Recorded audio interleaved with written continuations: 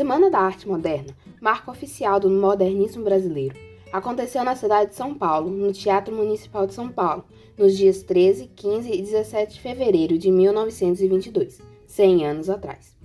Ao longo desses 3 dias, exposições diversas alternadas às apresentações musicais e conferências traziam para o povo brasileiro novos estilos e novas tendências de artes, com o intuito de atualizar a intelectualidade brasileira e muni-la de uma consciência nacional. Mas, antes de mergulhar nas artes e artistas desse importante evento, vamos entender um pouco sobre o contexto em que foi realizada a Semana de Arte Moderna. Até o começo do século XX, o Brasil estava vivendo o parnasianismo, movimento importado da Europa, caracterizado pela proposta da arte pela arte, e pelo academicismo e elevada erudição. Porém, não demorou muito para a situação mudar de cenário.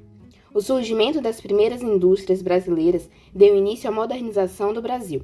São Paulo, sede dessas indústrias e também responsável pela produção de café, produto que sustentava a economia do país, tornou-se um novo centro econômico do Brasil. Por esse motivo, a capital paulista foi o palco de diversos eventos da Semana de Arte Moderna, que contou com o patrocínio de diversos membros da burguesia industrial e integrantes da política. Porém, a situação política e econômica do país não eram as melhores. O Brasil de 22 tinha sua economia baseada pura e simplesmente na exportação de café para outros países, já que a indústria ainda estava no começo. Com a Primeira Guerra Mundial e as grandes mudanças que ela causou no modo de viver de outros povos, a demanda pela exportação de café decaiu. Enquanto isso, na política, no ano de 1922, foi marcado por revoltas contra as oligarquias mineira e paulista, que eram dominantes na Primeira República, tendo em vista que controlavam as eleições que eram frequentemente fraudadas. O povo brasileiro de 1922 se encontrava em um momento de turbulência econômica, política, social e cultural. As revoltas contra um governo corrupto, uma economia instável, burguesia em ascensão, enquanto outras classes eram menosprezadas e mudanças drásticas na identidade cultural e artística do Brasil. A Semana de Arte Moderna despertou a indiferença de uns e crítica de outros. O movimento artístico não teve seu devido reconhecimento na época. Os artistas que participavam dessas manifestações chegaram a ser retratados pela mídia da época como subversores da arte, espíritos cretinos e débeis, ou futuristas endiabrados. Ao longo do século XX, a Semana de Arte Moderna teve seu valor histórico reconhecido e foi considerada o marco inicial do movimento modernista brasileiro. Nos dias atuais, as obras de artistas são objetos de estudos, respeito, admiração e possuem o reconhecimento merecido. Com estilo inspirado nas vanguardas europeias, os artistas que participaram da Semana de Arte Moderna tinham como objetivo mostrar uma nova visão de arte. Sua proposta era renovar a visão social e artística presente no país naquele momento. O ano era 1922 e, apesar de ter chocado uma parte da sociedade brasileira, a Semana de Arte Moderna trouxe uma representação artística com uma identidade genuinamente brasileira, com participações de grandes nomes brasileiros como Mário de Andrade, Graça Aranha, Oswaldo de Andrade, Tarsila do Amaral, dentre outros nomes que contribuíram para o evento. As produções apresentadas na Semana de Arte Moderna trouxe ao longo da semana muitos burburinhos e agitação. Além da exposição, o evento contou com 3 festivais que envolviam apresentações de música, dança, declamações de poesia e conferências a acontecer nos dias 13, 15 e 17 de fevereiro. Aberta oficialmente em 13 de fevereiro de 1922, a Semana de Arte Moderna lotou o Teatro Municipal de São Paulo. O primeiro dia do evento contou com a conferência do escritor considerado padrinho do movimento Graça Aranha, intitulada A Emoção Estética da Arte Moderna. Ele foi ouvido respeitosamente pelo público e declamou versos de Guilherme de Almeida e Ronald de Carvalho, acompanhados de músicas executadas pelo maestro Hernani Braga. Ainda no dia 13, o já citado poeta Ronald de Carvalho esteve à frente de sua própria conferência, de nome A Pintura e a Escultura Moderna no Brasil, seguida de 3 solos de piano de Hernani Braga e 3 danças africanas de Villa-Lobos, compositor aliás taxado na ocasião de talento ainda não cultivado bastante por sua música privada de bom senso e puramente africana.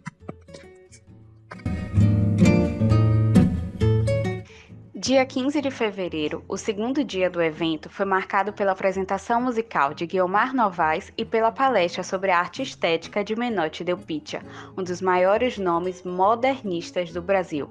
Ele atuou na divulgação do movimento enquanto escrevia para sua coluna no jornal Correio Paulistano. Além disso, Menotti ficou responsável por apresentar os novos escritores, que foram recebidos pelo público em meio a aplausos e muitas vaias.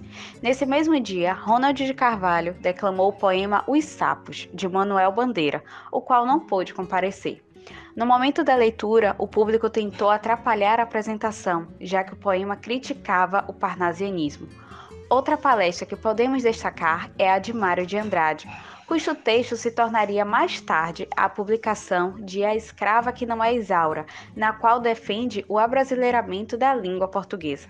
Nesse mesmo ano, Mário escreveu Pauliceia Desvairada, obra considerada um marco para a literatura modernista, sendo considerada o primeiro livro lançado nos padrões. Mário também foi responsável por pronunciar uma breve palestra na escadaria do Teatro Municipal sobre obras de artes, o que deixou a plateia mais agitada. A grande confusão da plateia só se acalmou com a apresentação de dança de Giovanni Domarry e o concerto de piano de Guiomar Novaes, fechando assim o segundo dia da Semana de Arte Moderna. Com o público reduzido, o terceiro dia do evento foi o mais tranquilo. A noite foi marcada pela apresentação musical do carioca Villa-Lobos, com a participação de outros músicos que exibiam uma mistura de instrumentos. O compositor Villa-Lobos foi tido como criador e ícone da musicalidade brasileira. Isso porque, antes dele, o ideal artístico para os intelectuais era a reprodução da música clássica europeia, ao invés da preocupação com a manifestação genuinamente nacional. Embora os ânimos estivessem mais calmos nessa noite, o público não poupou Villa-Lobos quando ele entrou no palco com um pé calçado com um sapato e o outro com um chinelo. O público interpretou a atitude do artista como futurista e desrespeitosa, recebendo-o com vaias.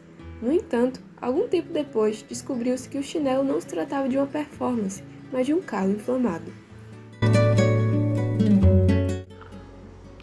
Dentre as obras apresentadas na semana de 22, temos como principais produções A Estudante, de Anita Malfatti, que foi uma obra que representou o estado mental da pintora por meio de deformações moderadas na personagem e que, por ter um teor menos acadêmico, causou um grande alvoroço na elite de São Paulo, incluindo até mesmo Monteiro Lobato. Também temos A Boba, novamente de Anita Malfatti, que foi considerado o estopim do modernismo do Brasil, com elementos cubistas e futuristas. Também é notável a deformação no personagem.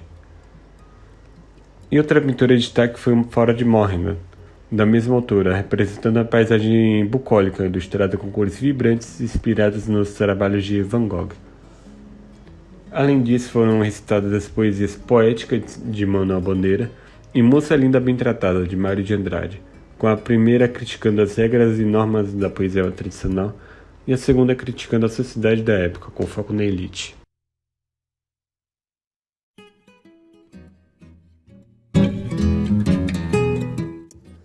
Coube aos pouco conhecidos Antônio Garcia Moya, nascido na Espanha, e Jorge Prizrenbel, nascido na Polônia, representar o que se considerava mais atual em arquitetura. A peça mais bem exposta, colocada no meio do saguão do teatro, era a maquete de um projeto de Jorge para uma casa de veraneio de sua família, na Praia Grande, litoral paulista. Chamava-se Taperinha e misturava elementos afrancesados ao estilo colonial brasileiro. Já o espanhol Antônio Moya, considerado por Menotti o poeta da pedra, levou para a semana croquis com inclinações geométricas, econômicos e ornamentos, que evocavam construções ibéricas, orientais e pré-colombianas. Na concepção dos modernistas, os dois simbolizavam um contraponto ao excesso de cópias europeias, ao neoclassicismo e ao ecletismo que proliferavam nas nossas cidades. Era a arquitetura nova possível naquele momento, um evento que, embora pretendesse romper com o passadismo, acabou reunindo, na verdade, produções que nem sempre projetavam um atrevimento vanguardista.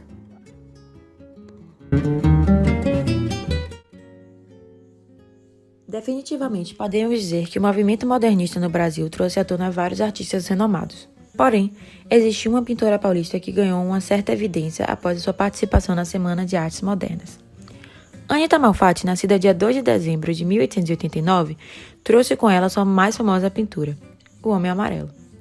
A história por trás dessa pintura começa em 1915, nos Estados Unidos, onde Anita estudava na época, e onde deu vida à primeira versão de sua arte.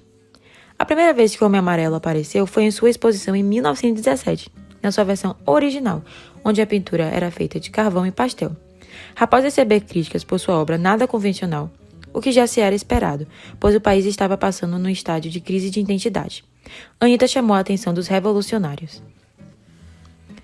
Por sua obra trazer traços europeus e americanos de forma moderna, ela foi convocada para fazer parte do grupo que revolucionaria e traria uma identidade nacional à arte no Brasil.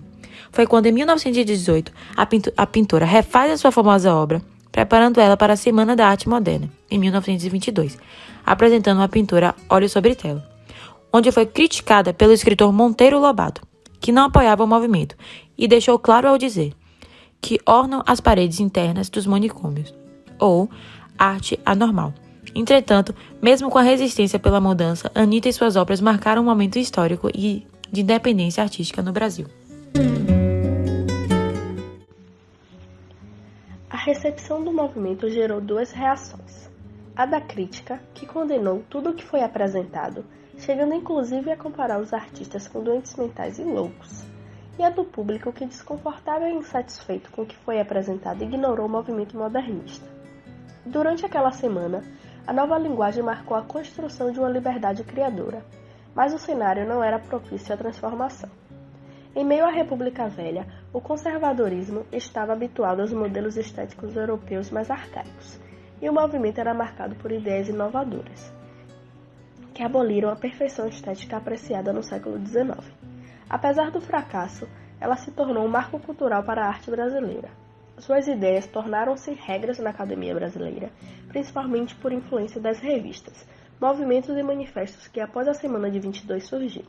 Os que mais se destacaram foram Revista Claxon, de 1922, foi a primeira publicação modernista do Brasil, após a Semana de Arte Moderna. Revista Estética, de 1924, Movimento Pau-Brasil, de 1924, Movimento Antropofágico, de 1928, entre muitas outras. A Semana de 22 cumpriu o papel de divulgação da arte moderna, que por sua vez cultivou o terreno para a consolidação de uma revolução artística e literária. E o seu principal legado foi desprender a arte brasileira da reprodução de padrões europeus, dando início à construção de uma cultura essencialmente nacional.